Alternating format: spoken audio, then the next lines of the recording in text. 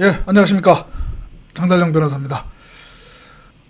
작년 연말하고 올해 초에 패스트 트랙 관련해서 큰 어떤 사회적 정치적 혼란이 있었죠. 그런데 그 혼란 와중에 또 어떤 법안이 있었느냐 하면 바로 유치원 3법이 있었습니다. 뒤에 사진 영상에 보이는 박용진 의원이 대표 발의한 그 유치원 3법, 이것과 관련해서 또 상당한 사회적 또 정치적 그 논박이 있었죠. 이른바 한유총, 그 유치원 사립 유치원계를 대표하는 한유총은 이 유치원 3법의 법안 국회 본회의 통과에 절대적으로 반대를 했고요. 밖에 장애 대규모 시위를 벌이면서까지 그렇게 했고, 그 다음에 또 그 당시 자유한국당도 이 법안에 반대를 했습니다. 그런데 물론 결국에는 1월 초에 국회 본회의를 통과를 했지만, 저는 그러한 자유한국당의 그 반대 또는 지금 일부, 그 당시 일부 보수파를 자처하는 시민단체 세력들이 이 유치원 3법 법안에 대해서 반대하는 목소리를 높였습니다. 사립 유치원 운영자의 사유재산을 침해하는 것 아니냐, 위헌적이다, 그런 주장을 폈지만, 또한 자유한국당의 반대, 그리고 일부 보수파를 표방하는 그러한 시민단체, 시민사회 세력들이 이 유치원 3법에 반대를 한 것이 결국은 우리 젊은이들, 젊은 엄마들의 그러한 표심에 상당한 영향력을 끼쳤다. 지난 4월 총선에 그 표심에 영향을 끼쳤다고 저는 판단하고 있고요. 물론 그것이 절대적으로 유일한 영향 요소라고는 또 보기 어렵지만, 아무튼 부정적으로 영향을 미쳤다라고 봅니다. 왜냐? 당시 다수의 국민과 특히 이러한 젊은 엄마들, 학부모들은 이 유치원 3법에 대해서 지지하는 입장이었거든요. 당시 이런 사립 유치원 운영에 있어서의 어떤 그런 문제들이 적지 않았고, 그렇기 때문에 이 문제를, 이 사립 유치원의 어떤 이런 비리, 이런 문제를 바로 잡아야 한다는 그런 것이 어떤 대다수 국민들의 어떤 공감대를 이루었습니다. 그런데 그러한 공감대에 어긋나게 이러한 유치원 3법 법안을 반대하고 그랬단 말이죠. 저는 그래서 그때도 이 유치원 3법에 대해서 무슨 사립 유치원 운영자의 무슨 사유재산을 침해하는 것이다, 이런 주장을 한유총이라든가 또 그 보수파 시민단체, 시민사회에서 그런 주장을 했는데요. 그 법안을 찬찬히 들여다보면 그것이 너무 과장된 얘기다라는 것을 알 수가 있습니다. 그때 당시 그 유치원 3법 중 가장 논란이 됐던 것이 유아교육법이었는데요. 그 유아교육법 개정안의 주요 내용은 뭐냐? 사립 유치원 재무회계의 어떤 투명성을 위해서 그 국공립 유치원과 같이 그 이른바 에듀파인이라고 하죠. 회계 관리 시스템, 그 유아교육 정보 시스템을 사용해서 그 회계를 관리하도록 그렇게 또 했던 것이고요. 그러니까 일정 규모 이상 유치원은 그 유치원 운영위원회를 두도록 의무화한 것들, 그리고 그러한 운영위원회 회의록 작성하고 공개하도록 했던 것들, 이런 것들하고 그 사립 유치원 운영자의 사유재산 침해했다고, 그런 것들이 침해했다고 보기는 어려운 것이죠. 그러나 당시에 그 한유총 등 이 법안에 반대한 사람들은 뭐 사유재산 침해니 그러한 주장을 폈습니다. 결국은 국회 본회의 통과됐고, 또 그러한 반대하는 그런 모습에 젊은 학부모들은 자유한국당 그리고 보수파 시민사회에 반감을 가졌다. 저는 그렇게 얘기를 하겠습니다. 그래서 이후에라도 이제 향후에 그와 같은, 이제 지금은 미래통합당이죠.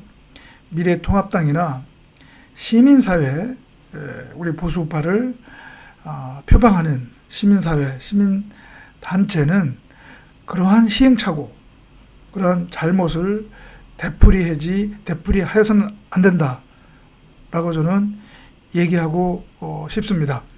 그런데 그러한 이른바 중심국민, 저는 양극단의 성향의 그런 국민을 제외한 소위 말하는 선거에서의 스윙보터에 해당하는 어느 한쪽의 사상 이념에 치우치지 않은 그런 국민을 저는 중심국민이라고 부르는데요. 아무튼 이러한 중심국민의 감정에 어긋나는, 거기에 다른 그러한 또한 법안에 대한 어떤 반대의 움직임이 지금 보이고 있다. 저는 이 점에 대해서 지금 우려하고 있고요. 그것에 대해서 제가 또 여러분들에게 말씀드리고자 하는 것입니다. 최근에 이 차별금지법과 관련해서 또 지금 사회적으로 정치적으로 좀 논란이 또 일기 시작하고 있는데요. 이 차별금지법에 대해서도 지금 아까 제가 얘기했던 이 유아교육 3법, 이 논란과 같은, 찬성과 반대의 논란과 같은 그러한 또 일이 벌어지고 있는데, 지금 그 반대를 하는 것이 과연 중심 국민의 감정에 부합하느냐, 이 점에 있어서는 아니다 라고 말씀드리고, 또 차별금지법 반대 논리가, 반대 주장이 가짜뉴스에 기반하고 있다. 그래서 더더욱 특히 또 이런 차별금지법을 반대하는 주된 주체가 이른바 종교계인데요. 여기에 덧붙여서 반문재인 정권의 진영 논리에 기대서 그냥 무조건 이 차별금지법을 반대하는 그런 목소리가 또 보수파 시민사회, 시민단체에서 드러나기 시작하고 있다. 그 점에 있어서도 지금 이 유아교육 3법의 그런 잘못된 그런 모습이 또 되풀이되는 것 아니냐, 그것을 제가 얘기합니다. 동성애를 반대하는 것은 당연히 할 수가 있죠. 어떤 성적 관념 또는 뭐 가치관에 따라서 동성애를 옹호하지 않을 수도 있고요. 저 또한 기본적으로는 동성애에 대해서는 반감을 가지고 있습니다. 동성애를 반대한다고 해서 그 동성애를 이유로 한 차별 금지를 반대한다는 것은 논리적으로 연결되지도 않고 설득력 있는 반대 논거가 될 수가 없다는 것이죠.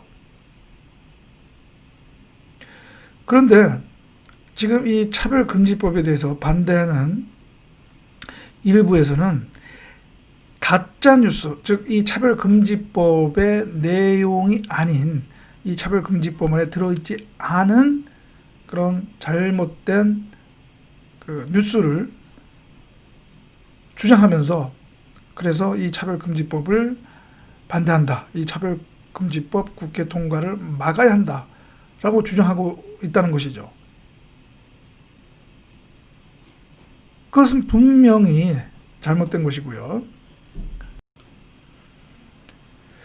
그래서 심지어는 제 뒤에 사진 영상에 보이는 것처럼 그 이영훈 교수라고요. 독실한 크리스찬이면서 지금 울산대학교 법대 교수로 재직하고 계시는 분이 있는데요. 이제 저와 같이 이제 전대협 멤버입니다.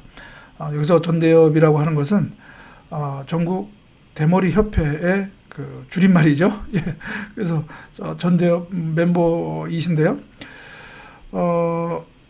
이분도 동성애에 대해서 반대를 하고 또 차별금지법에 대해서 반대 입장을 갖고 계신 것으로 알고 있는데요. 이분도 그러한 차별금지법을 반대하는 것과 관련해서 팩트에 입각한 것이 아닌, 즉 가짜뉴스를 이렇게 내걸면서 그렇게 해서는 안 된다라고 이분도 그 문제점을 지적하고 계십니다. 지금 이 차별금지법안에 대해서 반대하는 사람들이 지금 내거는 주장 중에 이른바 가짜뉴스에 해당하는 내용들이 있는데요. 몇 가지가 있는데 대표적인 것이 무엇이냐면 동성애를 반대하는 그런 표현을 해도 처벌이 된다. 그런 주장을 합니다. 쉽게 말하면 교회에서 동성애를 반대하는 설교를 해도 처벌된다. 그런 얘기를 하고 있단 말이죠. 그런데 이 지금 정의당의 장혜영 의원이 대표 발의한 이 차별금지법안 어디에도요 일반 개인이, 일반 시민이 동성애에 대해서 반대 의사표시를 한다, 그다음에 그것을 비난하는 반언을 하는 경우에 이를 처벌한다는 규정이 없습니다. 명백히 가짜뉴스죠.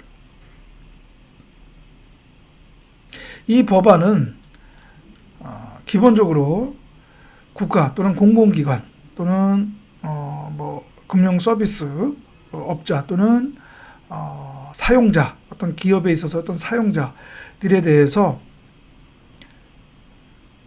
뭐 나이, 성별, 장애, 나이, 여기 있는 것처럼 나이, 언어, 출신 국가, 출신 민족, 인종, 국적, 피부색, 그리고 또 사상, 정치적 의견, 그 다음에 성적 지향, 성별 정체성, 이런 것을 이유로 한 차별을 예방하는 대책을 수립하고 또 그런 차별을 하지 말아라 라고 하는 어떤 의무를 부여하는 것이고요.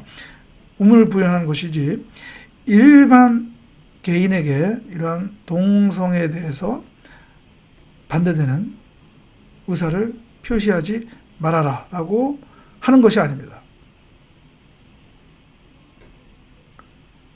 그러니까 예를 들면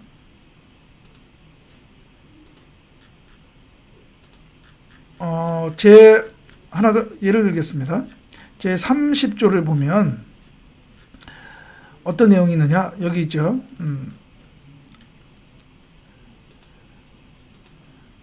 단체 등의 운영에서의 차별금지라고 해서요. 다음 각호의 어느 하나에 해당하는 단체는 그러한 차별을 하여서는 아니 된다라고 규정하고 있는데요. 그 단체, 차별금지 의무가 부여되는 그 단체는 어떤 단체냐? 여기 나오죠?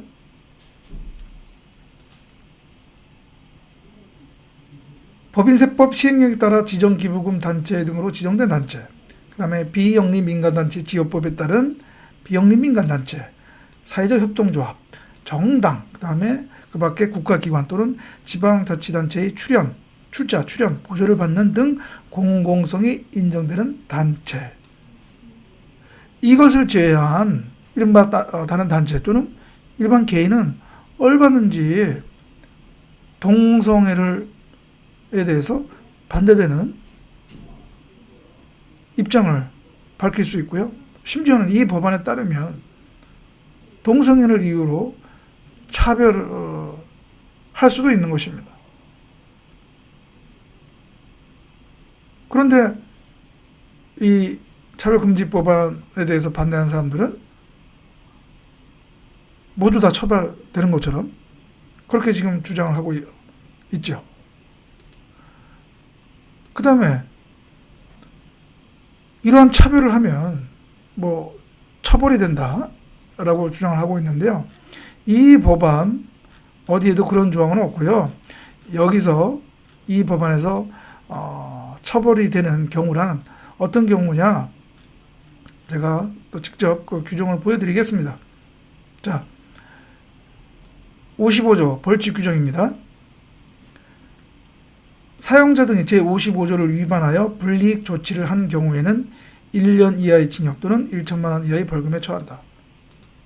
그러면 제55조가 뭐냐? 바로 위죠. 불이익 조치 금지. 사용자 등은 차별을 받았다고 주장하는 자 및 그 관계자가 이 법에서 정한 구제 절차의 준비 및 진행 과정에서 진정 등을 했다는 이유로 그러한 불이익 조치를 하여서는 아니 된다. 그러니까 동성애에 대해서 차별을 했다고 해서 처벌하는 것이 아니라 그 동성애 차별을 이유로 하는 어떤 진정 소를 제기한 경우에 그 소제기, 진정 등을 이유로 해서 불이익한 처우를 한 경우에 처벌한다는 것이죠. 명백히 아까 얘기했던 차별하면, 동성애를 이유로 차별하면 처벌한다. 명백히 가짜뉴스이죠.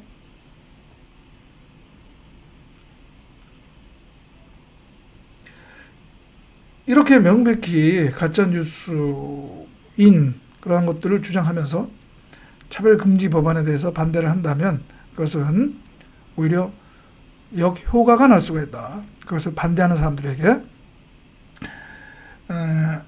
그리고 또 더 큰 문제는 제가 아까 얘기했듯이 지난 유치원 3법에서 일어났던 일처럼 상식적으로 동성애에 대해서 동성애를 이유로 해서 차별하는 것을 반대하는 것, 그것은 중심 국민, 특히 젊은이들에게는 그 공감을 얻는 것이라고 저는 봅니다. 그런데 젊은이들의 이러한 공감을 얻는 이 차별금지 법안에 대해서 가짜뉴스로 이것을 반대하고 그것을 반대한다면 결국은 저는 젊은이들에게 좋지 않은 인식을 줄 것이다. 그것을 차별금지 법안을 반대하는 측에게, 특히 이 차별금지를 만약에 그냥 반문이라고 하는 진영 논리에 기대서 그냥 무조건 보수우파 시민사회 세력이 반대한다면 결국은 젊은이들은 보수우파 시민사회 세력에게 대해서 반감을 가질 것이다. 저는 그렇게 생각을 합니다. 그래서 이 차별금지 법안에 대해서 가짜뉴스로 그 반대를 하려고 하지 말고요. 좀 더 정말 반대를 한다면 합리적 근거와 설득력 있는 그런 주장을 하여야 한다. 저는 그렇게 얘기합니다. 예, 오늘은 그래서 이 차별금지 법안에 대해서 어떻게 보면 보수우파 혁신의 어떤 그런 차원에서 제가 우리 보수우파가 가져야 할 그런 스탠스를 제가 설명을 드렸습니다. 예, 그러면 오늘 방송은 이것으로 마치고 다음 방송에서 뵙도록 하겠습니다. 감사합니다.